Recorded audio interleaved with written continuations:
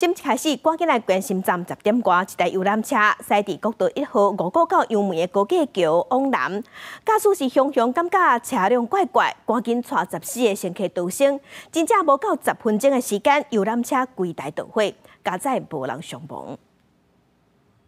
有民众开车经过高速公路五杨高架时阵，看到外线路径有停一台游览车，规台车捣毁伫咧烧。 游览车烧起来，什么鬼东西啊？太扯了吧！国道1号五杨高架路南47.5公里的所在，17暗10点外，有一台游览车驶到一半，敢若是故障。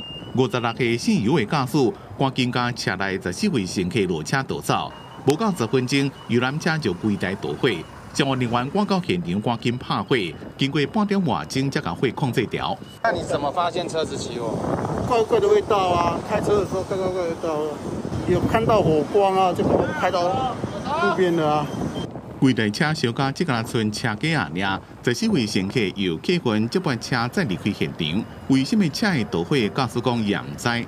警方讲，若发现车有问题，人落车了后，就要面对着车来的方向，退到较安全的所在，请人来救。好在这件事故无造成人员的伤亡，警消也伫咧继续做调查处理。